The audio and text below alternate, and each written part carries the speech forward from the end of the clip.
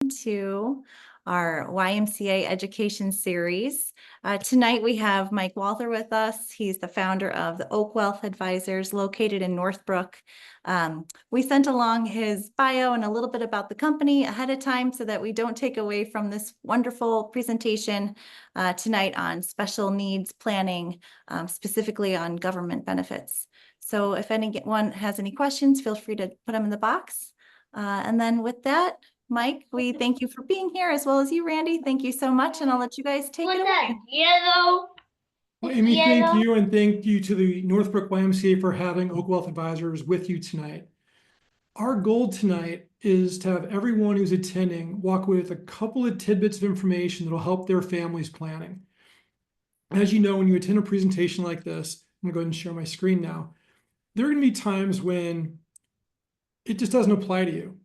And so we want to make sure that everybody walks away with something, no matter how advanced their planning has been. And in this very first picture, you can see a 1973 Polaroid snapshot of my brother and I at my 6th birthday. What you'll quickly notice is that that's a linoleum floor. We don't have those in houses anymore, but back in the early 70s, a plastic floor was something to be proud of. Problem was, as you probably can guess, if you had grease hit that, it was an oil slick. So that's why we don't have those anymore. But growing up as a child, I had the thrill of being on a linoleum floor where I could slide my box around and basically have a little game of playing cars with my brother. This was my 6th birthday, but you notice there's 2 Snoopy dolls. Why? Well, because on my 6th birthday, my 4-year-old brother also got a Snoopy, because in a family with special needs, that loved one often gets treated as if it's always their birthday, no matter whose birthday it truly is. And also, as far as where the focus is in a family with a disability, my brother's the one who's in focus. He's the one in the foreground. I'm in the background. But also, we learned from this photo one very important thing about tonight.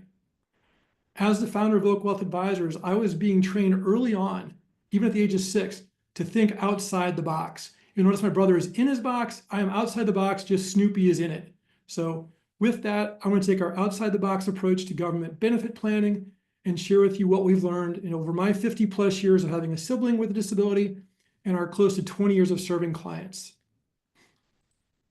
So you don't want to hear much about me, same blue shirt, different jacket, but we've been very fortunate to, over the last 18 years, become nationally known for what we do, serving families like yours with financial planning and specifically special needs planning. And recently you saw the awards we won there. We're honored by that, but the real joy in our practice is serving families like yours. Most of them will never become a client of Oak Wealth Advisors, but we want you to have the information to make better decisions. All the members of Oak Wealth Advisors have a loved one like I do with a disability, and that's why we serve together, is to help the rest of the disability community make the best decisions possible and live the fullest life possible. So with that, I will tell you that our hearts are in the right place, but we're likely going to offend you with some form of language tonight. In a group setting like tonight, we're going to use what we call person-first language, where we'll talk about the young man with autism, as opposed to saying the Down syndrome girl, which would be identity-first language. If in a one-on-one setting with us, you come in and your family identifies that you would prefer identity-first language, fine, that's what we'll use. We'll respect your wishes. But in a group setting, we're going to tend towards using person-first language. Also, you'll hear both Randy and I tonight referring to both the term disability and special needs. We'll use them interchangeably. That'll probably manage to offend everybody at some point, so we're going to be equal with our opportunities in offending people. Not our intention, but that's just how this stuff tends to happen. People get uptight about certain language. We just want you to know we're doing our best. And as Amy said, if questions come up during the presentation, please just enter them directly in the chat. Randy, my associate, who's our Director of Special Needs Services, will be monitoring the chat. She can answer your questions directly in some cases. In other cases, she'll stop me, interject with the question, I'll answer it to the entire group. And if she knows it's going to be covered in an upcoming slide, she'll just point that out to you and defer it to me covering it, hopefully, with the presentation. So with that, what should you expect tonight? Well, as I said earlier, we're not going to be able to answer every family's specific needs. But what we do want to do is kind of play the role of a special needs planner. We're going to help you understand what's available in terms of public benefits, not in heavy detail, not with the legal background behind it, not the law numbers, but just what's out there, what's the benefit of getting it, what are the challenges in getting it and keeping it, and who might it be most appropriate for. So with that information, you can make the best decisions. The other things a financial planner could do for you would be to help you access resources, do calculations to help you figure out what kind of money will you need in the future and what will your resources support versus what you can get from the government to assist with the financial support of your loved one. And then finally, they should also be helping you protect your loved one in any way possible. Oftentimes that's with getting accounts opened that keeps the assets or the money safe and secure so they can't be taken advantage of financially. In other cases, it's helping you most efficiently move assets when you die to the benefit of your loved one. So those are the kinds of things you should be looking for if you're out there seeking a special needs financial planner. So tonight, we want to share with you that we think there are truly 8 elements that a family should consider in a comprehensive special needs plan. And some of these are relevant or more relevant at different ages. And I realize that tonight, with the YMCA presentation, we're going to probably have families everywhere from an initial diagnosis of a young child to an adult sibling who might be in their 40s or 50s. So the conversation tonight is going to be on public benefits only. Some of the topics we cover in other presentations are more appropriate for an adult with a disability, such as location planning, housing, and care guide work. For many people who are planning for their loved one, maybe in their early teen years out to age 20, you want to make sure you have an able accountant special needs trust in place. We're not going to cover those topics tonight in any detail. We'll talk about how public benefits work with respect to able accounts and special needs trusts, but those will not be the focus points of tonight, solely public benefits, because it's such a huge topic. But as you notice in the middle of this slide, communication is essential. As you do planning, you need to coordinate your efforts with those of other family members, and you'll hear more about why that's important during my presentation. But just understand that if you keep your head in the sand, your planning will be much less effective than a peer family that talks broadly amongst their family members and their friends about the planning they're doing. That'll best assist that loved one in having a successful future. So when we talk about public benefits, the focus is typically on what are called means-tested benefits. But to start, let's understand where benefits are coming from. Through the school year in which a child turns age 22, they can get virtually all the services and supports they need through the public school district.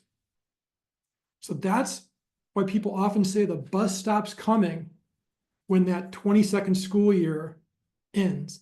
At that point, all those services stop because you're not in the school district anymore. So that's why it's absolutely essential that you have the planning done before the child departs the school system so that the supports are there for whatever it is that person might need. And the qualification process is not as simple as we all wished it would be. So understanding with tonight's information how to access it and keep it and what the reporting requirements are is going to be absolutely essential for your loved one to keep the benefits they're entitled to. So let's look at school age supports. Illinois is often picked upon as being one of the worst states in the country for special needs services. And many of those surveys are accurate and they're appropriately tagging Illinois as one of the worst states. That being said, during COVID back in 2020, the Illinois legislation passed, or legislators rather, passed legislation pushing the age at which you can get supports through the school system from the 22nd birthday, which is a hard stop no matter what day of the year it was, to the end of the school year in which the person turns age 22.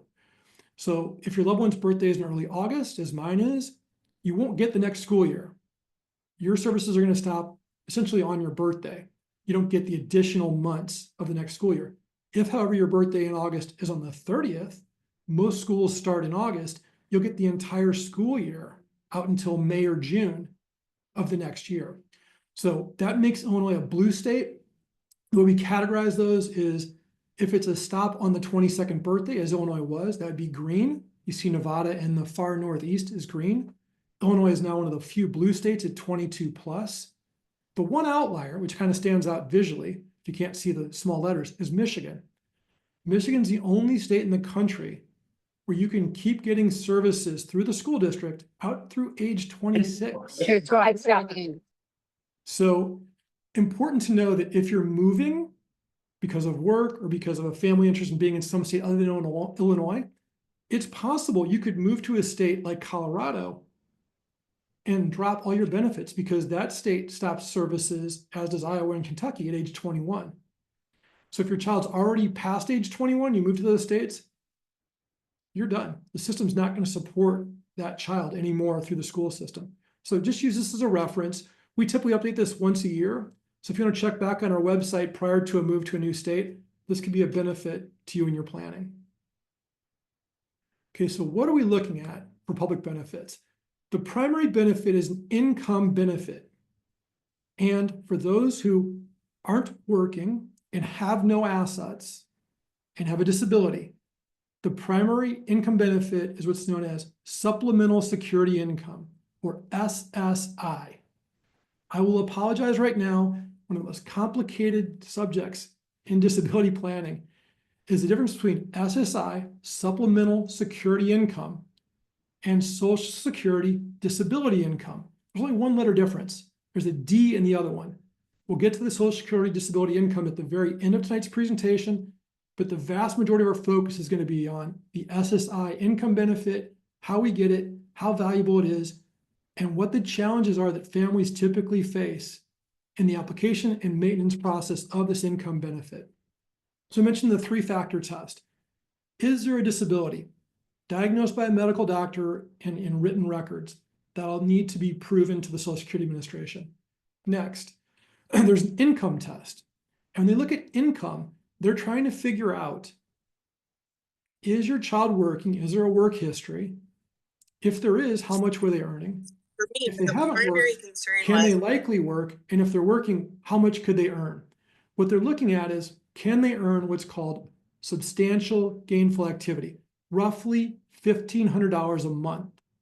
If their abilities allow them to earn $1,500 or more a month, they're not disabled for government purposes of getting benefits.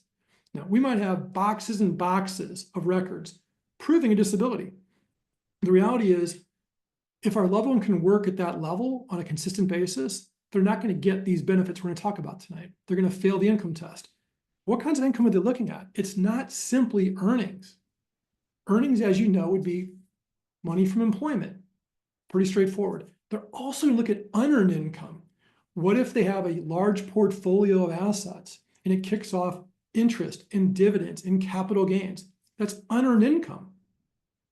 That's going to count towards that $1,500 threshold. Because if you can get that kind of money coming in every month, the government doesn't need to give you a check. Third kind, in-kind support and maintenance. We'll talk at some length tonight about how that can reduce your benefits. That's a fancy way of saying somebody gave you something for free that if you didn't get it from them, the government would be required to provide it. The three primary things that the government's on the hook to provide: housing, healthcare, and food. Okay. So the income piece you get from SSI is meant to cover your housing, either to pay rent in most cases, or to pay a mortgage payment if that's what's appropriate. So that's the income piece. Then there's Medicaid as the healthcare benefit, and what I grew up calling food stamps, which is now officially called SNAP, the Supplemental Nutrition Assistance Program. That's the food benefit. So if a family was providing those benefits in the past, there could be a reduction in the SSI amount the person's eligible for because of its kind, that in-kind support and maintenance. Somebody's giving it to them, the government otherwise has to provide it. And the government's going to say, well, if you're getting it from family or friends, we're not going to pay for that piece. And the loss could be up to 1/3 of the income benefit. So we want to watch out for that. We want to make sure we're not paying for the wrong kinds of things that'll cause a loss in benefits. And the last one is deemed income. So let's look at a situation where you're trying to plan around this income challenge, but you want your child to do something every day that's productive. That's what we hear commonly from our clients. And you think very creatively, well, if they've got income, we're going to lose benefits. And we know we can't have a lot of assets, so that's going to probably eliminate the worry about the unearned income. And we know we're not going to pay directly for housing or for food or for healthcare. So how do we avoid this deemed income? Well, what if we just have them work for a nonprofit? We work for a nonprofit, we agree not to get paid, we're just going to be there to support the organization and do odd jobs around the office or be part of a program and agree just not to get paid, because if we get paid, we're going to lose our income benefit. Well, the government's going to look at that and say, well, if that's what your child's doing, if someone was getting paid for that level of work, for the number of hours they're putting in, we're going to deem the income to them as if they were getting paid at the market rate for their effort. So even if your child's not taking home a paycheck for that volunteer work, it's deemed income. The government's going to count that towards that $1,500 level of evaluating their ability to work. So we want to watch out for all those kinds of income, because if we get over that income threshold, we're not going to be deemed disabled and eligible for benefits. Questions about income? We're good. Wonderful. The other thing, we'll talk about kind of support maintenance first, I guess, before we get into assets. What's changed? Well, it's great that this presentation is now in January. We're 3 months removed from a very, very important change in how in-kind support maintenance affects benefits. For a long time prior to 2024, there's a rule in place that if you bought clothes for your loved one with a disability with your own money, not using their resources, using your money, that caused a 1/3 reduction. Well, that seemed kind of silly and they got rid of that rule. The nice thing is the rule changes as of October 1st of last year, removed food as being a problem. Obviously, most families who have a loved one living at home, they're paying for the child's food. They go to the grocery store, they buy food for the family, the child's a family member, they're going to eat. Okay. The reality was nobody was reporting it. The government did not have an efficient way to track who was doing that and who wasn't. And they finally just kind of threw their hands up and said, all right, food's going to happen. We can't track it. We give up. We're not going to make that a 1/3 deduction if you're buying food for your loved one. So that got taken away. Okay, we'll still talk about the SNAP benefit later about why you want to go get that. But food's not going to cause a reduction in benefits.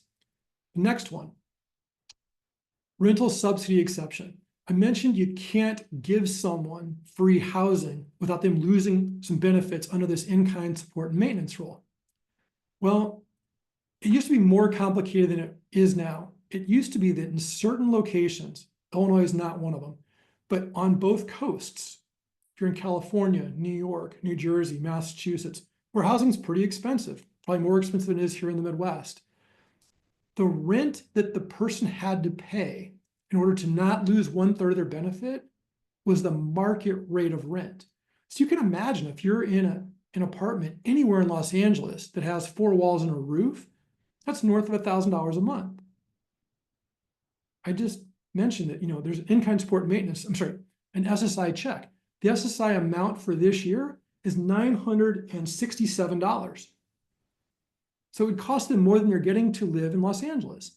So many, many people on the coast with high rent had to take a 1/3 reduction because even the money the government was giving them was not enough to cover just the rent. Forget about everything else in their life. It wouldn't cover rent. Illinois had a rule which said, and they still do, if you're paying at least 1/3 of the SSI amount, again, roughly $330, $320.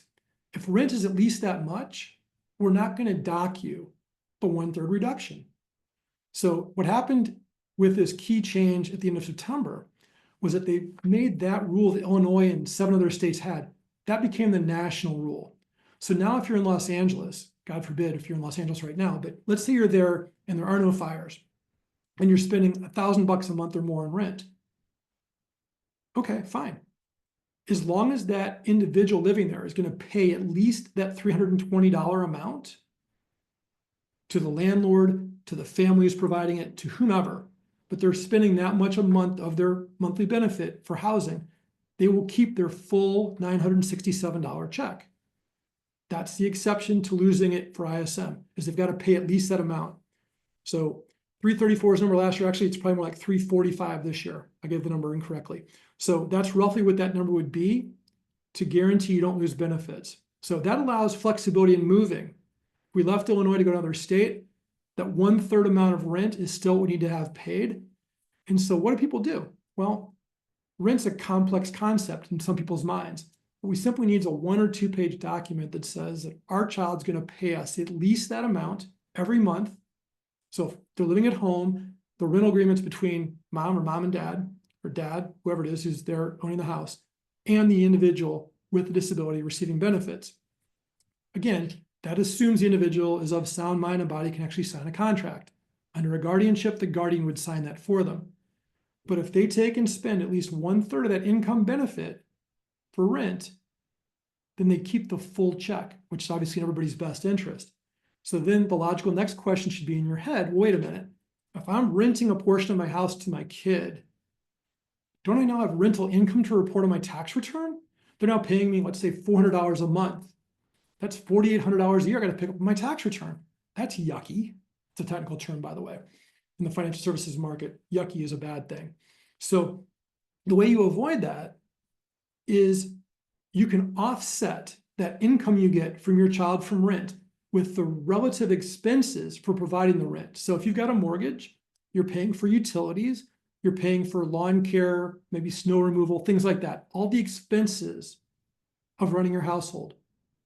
Well, your loved one who's living with you is getting the benefit of all those things. So we can offset, in my example, the $4,800 of income with at least $4,800 of expense. So the reality is we're not going to have any net taxable income. So there's no real tax cost to getting that rental agreement in place with our loved one. We seem to work with our accountant or our online tax support to get that number down to zero. So we don't have any net rental income. But that keeps that $967 check coming and doesn't get reduced down to something more like $645 with the 1/3 reduction. So hopefully that makes sense. It's somewhat complicated, but that's a relatively new rule for states that are not Illinois with respect to rent. And taking food out takes a big burden off a lot of families who are trying to do the right thing. We're trying to calculate it and report it. Not many were, but now there's no risk of not doing it. So that's a new, nice change to help more of our loved ones keep more of their benefit. Okay, so I mentioned there's the income test. There's also the resource test, or the asset test, as it's often known. What you can own without eliminating your ability to get the SSI check is effectively a house of any value, a car of any value, and then some little bitty things like an irrevocable prepaid funeral contract. So that could be any value too. So maybe $20,000, $30,000, $40,000. You prepay it, not going to be an issue. It's technically an asset, even though the person's got to be dead to benefit from it. So it's not really their benefit. It's going to keep the family from spending extra money because it's prepaid. Other than those things I just mentioned, you can only have $2,000 of other assets.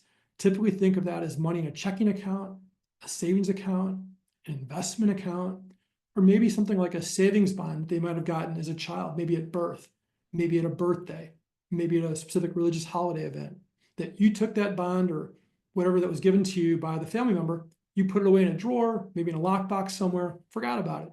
Great. What's in that person's name? The government knows it exists because it was registered in their name. The face value of that bond is what's going to count towards $2,000. So it may not have cost the person who bought it the full face value, because typically you buy them at a discount and it matures at that face value. But if the face value is north of $2,000 in aggregate, you're over the limit. So a lot of families lovingly will put their child maybe on a checking account so they've got access to a debit card to go out and buy things or go to the grocery store with them or go out with friends to a movie. Loving thought, the entire value of that checking account is deemed to be accessible to the child, and more than likely, if it's more than $2,000, it's going to eliminate their access to the SSI monthly check. So we want to make sure that before we go and apply for means tested benefits, again, means tested, I'm going to use the word again, means that they have little to no income from working or other resources. We talked about deemed income and unearned income. They've got a diagnosed medical disability that prohibits them from able to work at that substantial gainful activity level of $1,500 a month. And they don't have more than $2,000 of financial assets in their name other than a house and a car. So if you meet the resource test, you have a diagnosed disability with medical records behind it, and your income is below that amount, you should be able to get the means tested benefits, which is super important over your loved one's lifetime. So here is a one pager that you can tack up on your wall. You can reach out to Randy directly, put it in the chat if you want this, or shoot us an email after tonight and we'll get it to you. This has this year's numbers on it. We update it every year. It's on our website, so you can just go to oakwealth.com and download it. This explains what I just explained over the last 20 plus minutes on the bottom. Those are the means tested benefits, who's eligible, what the income number is that you get from the government, and then Medicaid we're about to talk about. On the upper half, it's disability benefits that are not necessarily determined by how much you have in assets. There's not an asset test for SSDI, Social Security Disability Income, or Medicare. Medicare we typically think of as available for those over age 65, and it is. It's also available for someone who becomes disabled earlier in life and all of a sudden is not able to work, therefore can't get access to company benefits and company medical care. They can get on Medicare if they had worked and become disabled. So really the benefits in the upper half could be someone maybe coming back from military service or a first responder with a traumatic injury who might not have been born with anything wrong with them, no diagnosis, but all of a sudden later in life, they can no longer work. Those are those benefits. And for some of our loved ones, they might work in the future. And it may well be that SSDI and Medicare become their primary health care and their outsized income benefit later in life if they've got a work history. We'll get to that in a minute, but this is the one pager which hopefully summarizes the details for you and helps you keep them clear. Many times we'll have families come and visit with us, engage us, and they'll tell us their loved one's getting SSDI and they're getting $967 a month. I'm like, I'm pretty sure you're getting SSI. No, it's SSDI. Like, well, let's look at the check carefully and see, because super easy to misremember the letters, but how the benefits work is really important because the SSI and Medicaid pieces will always be looking every month. How many assets do you have? Let's check again every month. SSDI doesn't care how many assets you have. So it's a really important distinction between the means tested benefits and the other benefits available for anyone at any age with a disability. All right, so I mentioned Medicaid right there. Medicaid's going to be not only the healthcare benefit for the poor who are unable to work, it's also going to be a set of waiver programs that are going to be a lot of those supports that maybe your child was benefiting from through the school system that go away when school stops after that age 22 school year. So Medicaid's interesting in that it's a federally funded program at its primary level, but it's administered at the state level. So what we have found in working with clients all over the country is that we need to know every state's separate program because the state's going to deliver it, and knowing how it works in Illinois for all of you, I'm assuming everybody here is an Illinois resident, is super important. It's also important when our clients move to other states or we get contacted by folks in other states that we know how their state's benefit programs work. In many states, that SSI number, that 967 for this year, is supplemented by the state. So if you're in Massachusetts, you're in California or some other states, your check's north of $1,000 because the state's contributing as well to the income number. Not so much in Illinois. There's very little that Illinois adds to what's federally provided. What's important to understand is these waiver programs need to be accessed appropriately. And the very first step in getting to that is getting what's called the PUNS list. Now, the PUNS list isn't in the slides anywhere because we present this nationally and PUNS only applies to Illinois. But the PUNS list, PUNS, is an acronym for Priority of Urgency Need for Services. So while your child's 4, 5, 7 years old, there's not an urgent need. Probably you're able to take care of them in your household. They're getting supports through the school. They're learning and developing their skills. And they may never need services. We don't know. They're young. They're developing. However, when they get to be 18 to 22 and they're thinking about leaving the school system, are they able to work? Are they able to care for themselves? Don't know. But if they're not, those Medicaid waiver programs to give them something to do during the day, to get additional supports for increasing their vocational abilities, to help them if they need additional mental health care, whatever it might be. We want to get the right supports and pieces in place so that they can be successful when they're outside the school. And that's done through getting on the PUNS list and letting them know that, hey, I have a child, here's a disability, keep track of my kid. if something becomes an urgent crisis, they become incredibly dangerous to themselves. A parent passes away and can't support the family anymore. Things like that. You can move up the wait list very quickly. In Illinois, that wait list, to the best of my knowledge, is still north of 20,000 people who have identified that they've got a loved one in their family who's going to need services. Might not need them right now, but they're going to need them. So that's kind of a wake-up call to Illinois. We need more supports. We need more waivers out there to provide for all these people. And just because you turn 18 and become an adult, or 22 and you leave the school system, does not mean you get those things given to you. It's not like a game show where you, hey, I hit the magic age, I get the benefits now. Nope, you're on the list and hopefully get the golden ticket. Your name gets picked, your needs are high enough, they're going to provide services. Then you work through a community agency to help find exactly the right services your loved one needs. And you're going to be reviewing that every year based on changes in their abilities, changes in their needs, and making sure that what you're getting is still relevant from the state. And there's different ways to access those programs. That's beyond the scope of tonight's discussion. But it's really important to know that that's what's out there, and that's why Medicaid can be so incredibly valuable. It's not just about healthcare. It's also these waiver programs that provide those invaluable supports. We've had very wealthy families visit with us. We say, you know what? We don't need the $900 and some odd dollars a month. We'll be fine financially. So, Medicaid is not where we'd want our medical care coming from anywhere for our kid. I've got private health insurance for the family. With the Affordable Care Act, if it doesn't get changed in the next coming weeks and months, I can keep my child on my medical plan as long as I'm working. All true. But there's nothing in your company benefit plan that can provide Medicaid waiver services. So you might want your child in a specific program that they can only access if they're Medicaid eligible. So we want to make sure that all of our loved ones at least have access to these programs. Maybe they don't use them right away. Maybe they never use them. But it creates that optionality, that ability to access them in the future if we keep our loved ones eligible. Okay, so what kinds of waivers are they? So if you're not familiar with these are the essentially 5 most important groups of waivers available in Illinois. There's a children and adult waivers, home and community-based services, self-direction, which is effectively you get the money and you decide what things you want to buy, and you're in charge of kind of keeping track of the budget and paying people, as opposed to having the government tell you, these are your services, we'll pay for them, but you got to pick within these things. Self-direction provides a little bit more control for the family. Then vocational services, obviously related to employment. And then if your child's not going to work, just day services or other supports so that if they're going to stay at home all day long, there's something there to keep them busy and active and thinking and engaged and happy.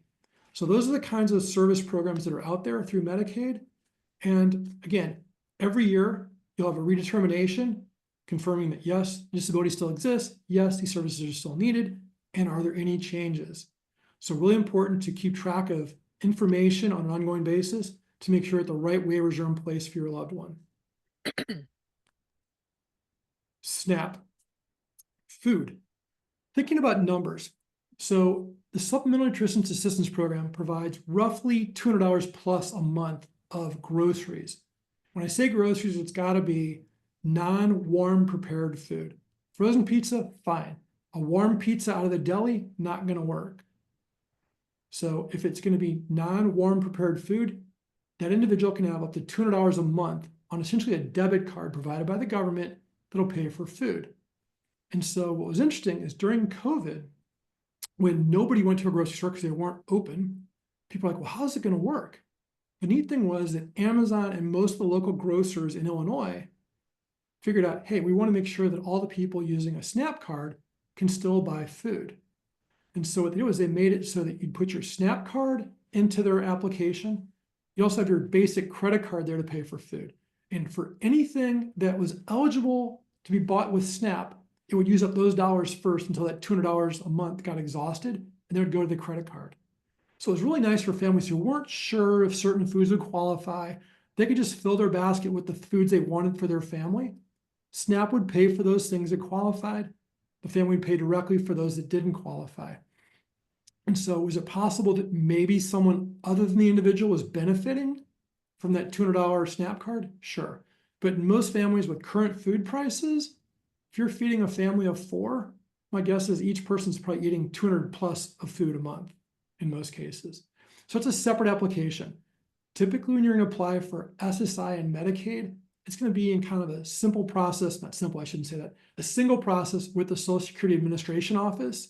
We're going to go in person or virtually, have a meeting, discuss your needs, answer questions, and then get registered for those benefits. SNAP, at least currently, is done solely online. We gave you the link there in the presentation. You can copy that down. You'll click on that, go through another battery of questions, many of which look very similar to what the government asks you for SSI and Medicaid. But if you get those all answered correctly, you'll be issued a card and it'll be funded every month. And so if you think about it, it seems like a lot of hoops to jump through for maybe $200 a month.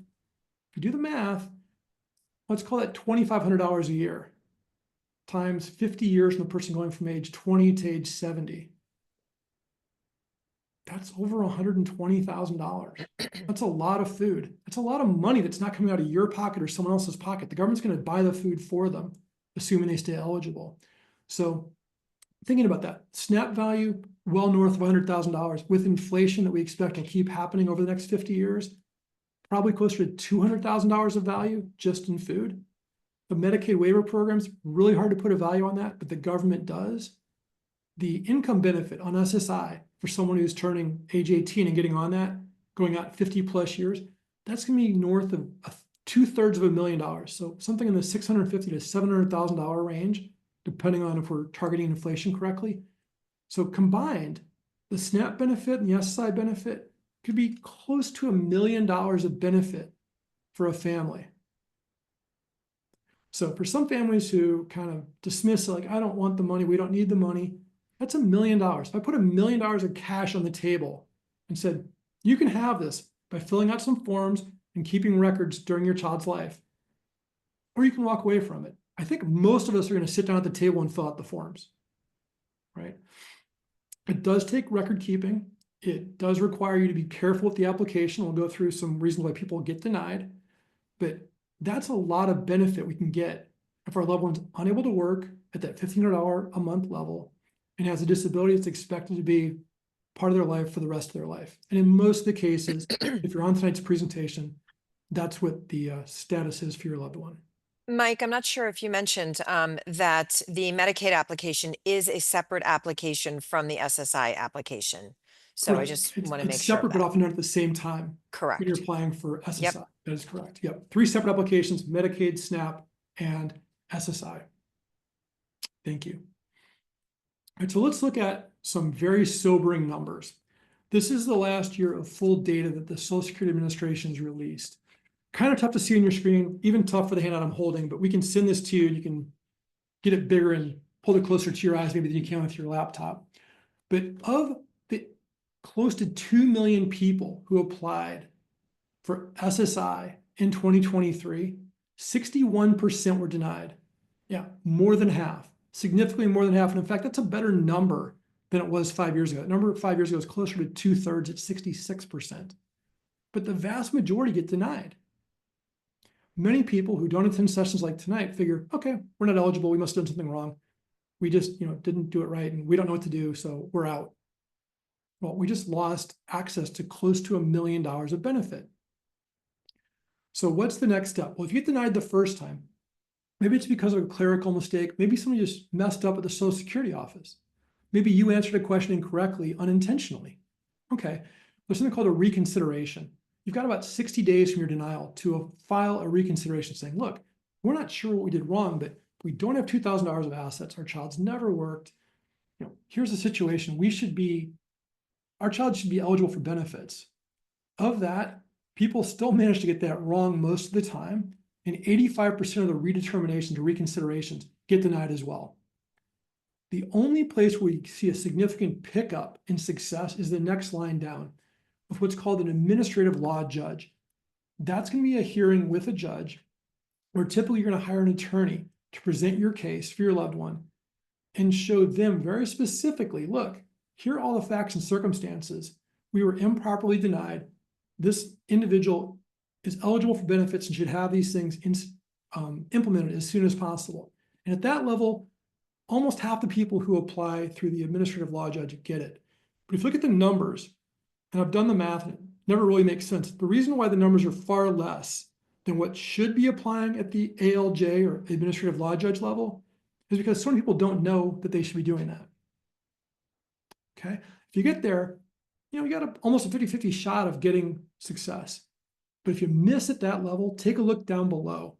If you go to the next 2 levels of appeals, which is all you got left, that exhausts your rights, it's 1% success each of the next 2 levels.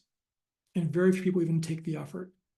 So you got to figure of those who do, they're knowledgeable, they must really believe in their case, they're spending money with attorneys. Of those, only about 1.5% ever get benefits. So if you do all the math together, more than half of all the people who apply for SSI and Medicaid are not going to get it. We don't want anybody on tonight's session to be in that group that does not get benefits, assuming you're otherwise entitled to get them. So let's look at some of the reasons why we don't get benefits when we think we should. Here they are. This may be the most important slide if we're trying to access that roughly $1 million worth of benefits in different areas. If we're doing this in person, my very favorite question to ask, because it gets a lot of jaws to drop, is, okay, how many of you have a loved one living at home with you and expect they'll be living with you for several more years? Certainly while you're applying for benefits. Almost every hand in the room goes up. Then I'm going to ask, let's assume you're sitting in front of the Social Security Administration officer, and that person asks to your loved one, because they're the ones technically supposed to answer the question if they can. If they can't, they can turn to you and you can help. Well, okay, you're living at home. Are you paying to live there? And you say, oh, absolutely. I'm paying rent because I attended Mike's session. Oak Wealth Advisors advised me that, my parents can't afford to pay for me to live there forever, so I'm paying rent. Good. All right, well, what's the household size? What's the situation there at the house? What's your household number? Almost everybody's going to give a number based on the total number of people living under the roof. That's not the right answer. What they're specifically asking is for their determination of how much money the person's making and what the assets are to be considered is the household of the individual. Remember, we're applying for benefits when the person turns age 18 or older. Why? Because they're not an adult until age 18. Until 18, you, the parent, are expected to provide for them. You're their guardian. After 18, you're not legally responsible to do that anymore.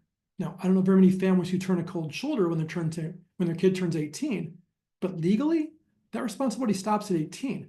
So at that point, they're a household of 1. And that's where people get messed up.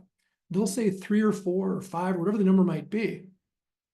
And the Social Security Administration officer might finish with a few more questions, but they've already closed your file. You're not getting benefits because now the assets of everybody in that household count. The income of everybody in that household counts. And I should point out, tonight's presentation is really about benefit access for the individual with a disability. There are ways to get Medicaid and income benefits from the government for an entire household. We're really focused tonight on just helping the individual get their benefits. So how else do people fail? Let's assume you've been through tonight's presentation, like, got it, it's 1.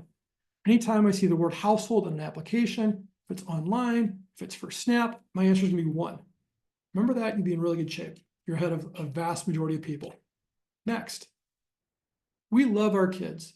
And if we go with our child to the office or do the virtual meeting, this is not the time like it would be at the holidays to talk about all the wonderful things that little Johnny's been doing at school, how wonderful their success has been, how they're growing and developing, and how bright their future is. Yes, that's all true, not appropriate for the Social Security application. Let's answer questions with yes, no. Let's not give them language or answers that might disqualify our loved one. So let's be simple with our answers. We're not going to lie, but we're not going to expand upon anything that might suggest there's more ability there than's been proven. But if they've never worked, don't say, oh, we fully expect he's going to work. Good for you. Don't tell them that. If they haven't worked, they haven't worked. Answer the question. Next. Mike, excuse Yep, go ahead, me, Randy. can I just go back real quick? I'm just communicating with somebody regarding an SSI question, which is SSA questioned if her loved one had her own kitchen and bathroom. The parent advised SSA that she was a household of one and that she had her own room and refrigerator. SSA responded for that purpose that they would have to have their own kitchen and bathroom to be considered a household of one. I believe that answer they received from Social Security is incorrect. I don't think That's there's what I think as well. anything in the regulations that talk about what a household has to have. Why do you have to have a refrigerator? You ever been to Europe? A lot of people in Europe don't have refrigerators. Why should you have to have one in the US to get benefits? That's, I think, an incorrect question. And that's one of the challenges we find our families are having. They'll go and do their intake questionnaire and they'll get questions they shouldn't be getting asked. Maybe the Social Security officer is bored and is tired of asking the exact same question the exact same way. Maybe they want to push on something. Maybe they're just jealous that you live in a nicer neighborhood than they do. We've seen all those kinds of things crop up. They shouldn't. I get that. But unfortunately, those kinds of things can happen. So knowing your rights and knowing that the household size is one, if they're paying rent in Illinois at $350 or more a month, I don't care if you live in the biggest mansion in existence. I don't care if their actual cost of living there is $100,000 a month. If they're paying $350 or more in rent, and you tell them there's a household size of one, there should be no reason for denial, period. And you should get an So attorney and go back at them. yes, either our recommendation would be to go the attorney route, or prior to that, take your rental agreement and then share it again with the SSA representative. And if there's somebody higher up, ask to speak with a supervisor. If you can get somebody, you might have to walk into your local office as well and make an in-person visit, which is not ideal, but it's always a little bit more challenging to deal with this type of issue over the phone. And going in person, you might have to wait a little bit, but with the correct documentation, like a rental agreement, et cetera, you might just get a better result. So I Right. hope that answers Have all that. your documents ready, right? It's Yeah. really important to be prepared, to have that medical information ready to share that proves there's a disability.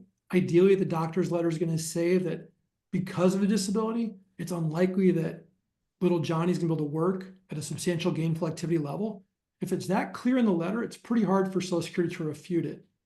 Okay, so keep that in mind. Documentation is super important. You also might have your loved one get asked the question, well, do you really need the money and support from the government? Your family looks like they're well off. You're all well dressed. You came in a nice car. Why do you need the money? One, completely inappropriate question. Second, it only matters if the individual can support themselves, not if the family can support them. It may well be that you can support them, not relevant. If left to their own, could they survive and take care of themselves? In most cases, the answer is probably no. The reality is, in most cases, any 18-year-old is going to be unlikely to be able to do that. I've got two kids who are around that age. They're really smart kids. I don't know if they can take care of themselves entirely. So for most of our loved ones, the answer is clearly going to be no, that yes, money and support is needed. And the reality is the government's got no right to look at parents' assets or income.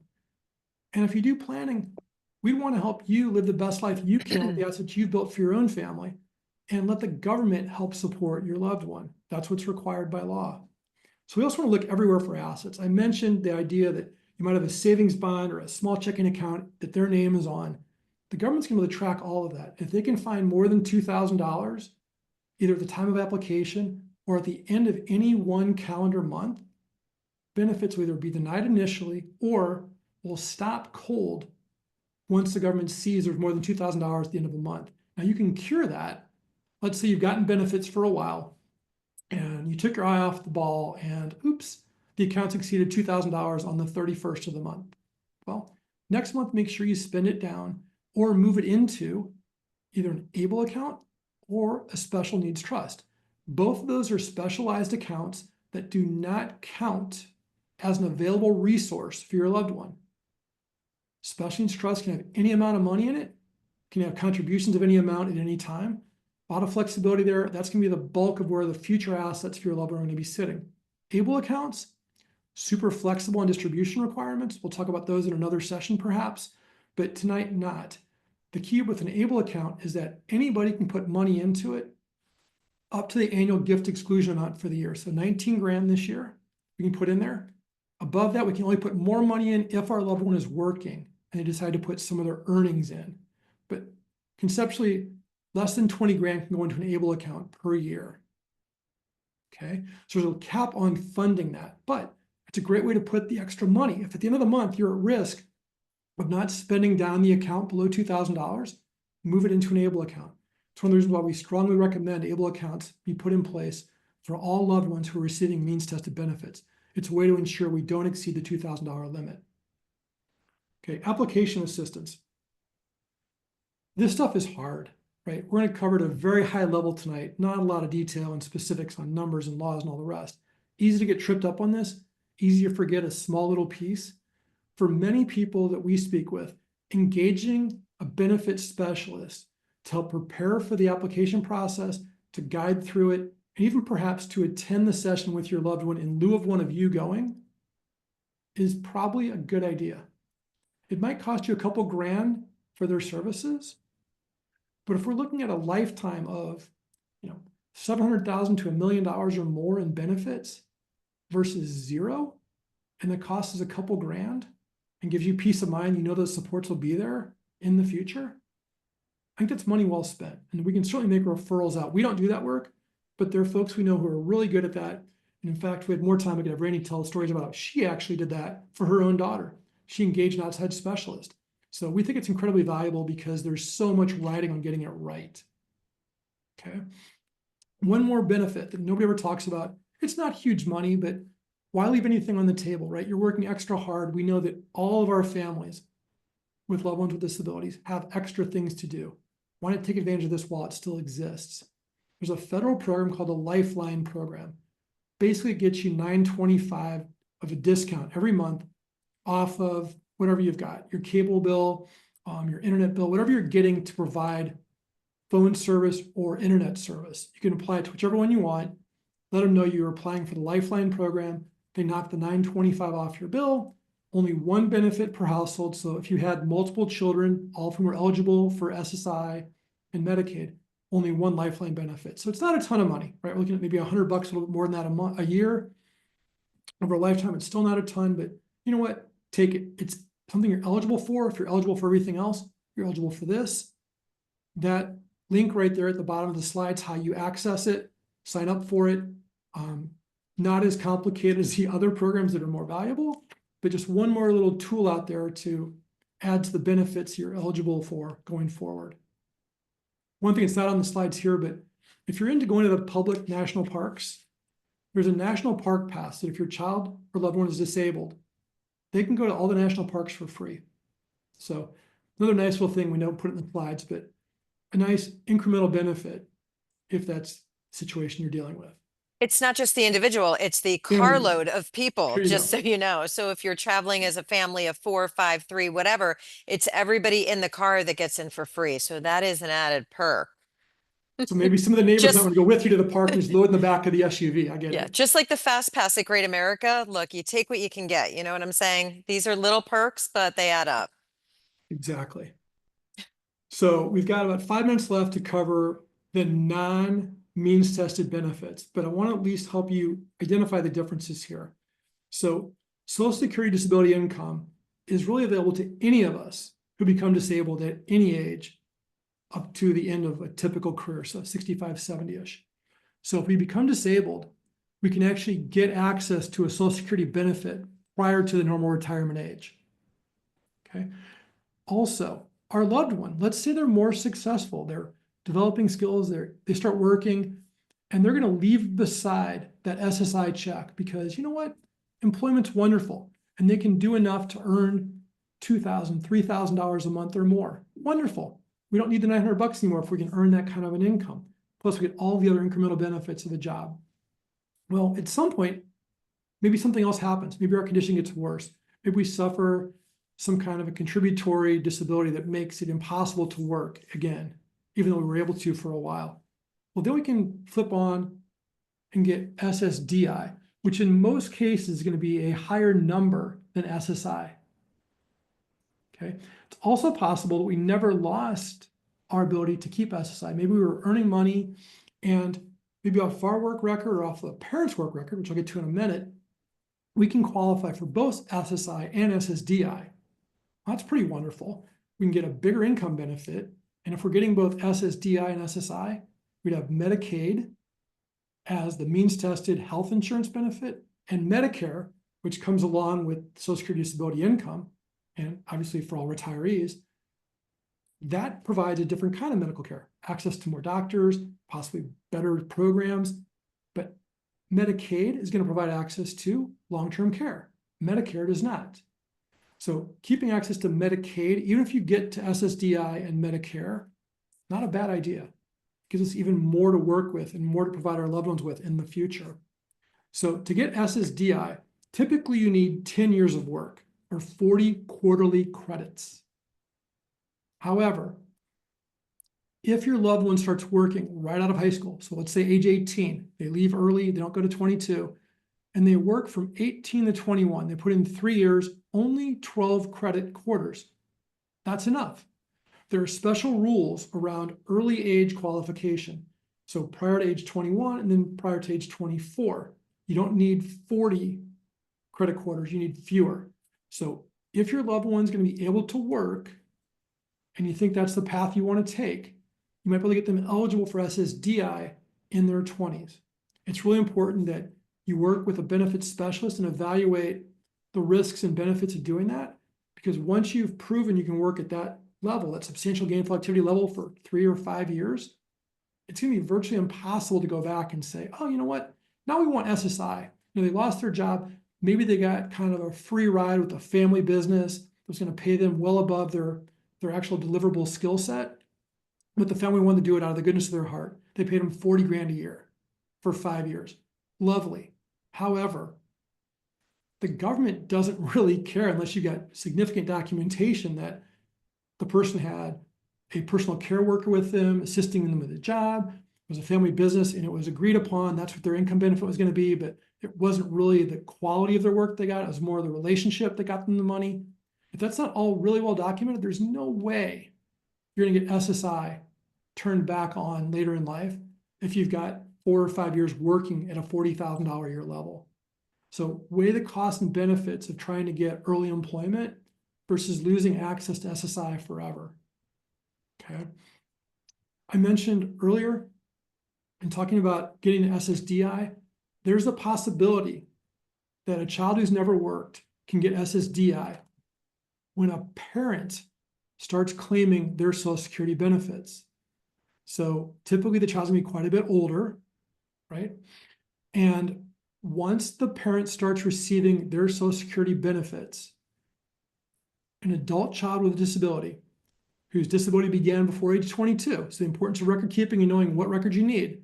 We want to make sure we capture that digitally, maybe even on paper and save it somewhere that says that before age 22, our child had blank, blank, blank from a medical doctor signed by them, clarifying exactly what the diagnosis was. That's invaluable in your records. We've had clients come to us with loved ones who are older, in their 40s. Oh, well, yeah, they've had this since they were 13. Well, that's great that you know that, but it's what you can prove. So you got to be able to find those documents that show that at this age, at this date, the diagnosis existed, and there's a record that backs it up. So in that case, the person's what's known as a childhood disability beneficiary. They can get an SSDI benefit off a parent's record. Now the math can take the rest of the night. Maybe I'll spend the last minute doing this. Let's assume that in a family, mom made enough money in her career that when she retires, she gets $4,000 a month of Social Security benefit. If dad is receiving his own Social Security benefit and not claiming on mom's record, the child can get 50% of mom's income number, in this case, $2,000 a month. Far better than that $967 we're looking at for SSI. Be a nice increase in pay.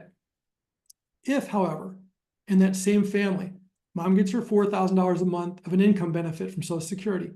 Dad, however, was a stay-at-home dad, maybe didn't have a significant career for whatever reason, and has a much smaller benefit such that they're actually better off with dad taking the spousal benefit and getting $2,000 a month, 50% of mom's benefit. So there's mom getting the full benefit at $4,000, dad taking $2,000.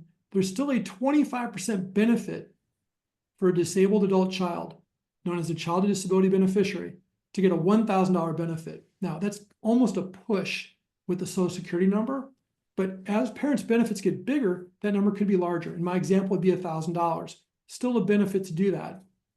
So the nice thing about that approach is if mom and dad were to pass away, which eventually they will, the child's still alive, the child jumps up to 75% at that higher number. So the child would jump to $3,000 regardless of whether dad was claiming on mom's record or not.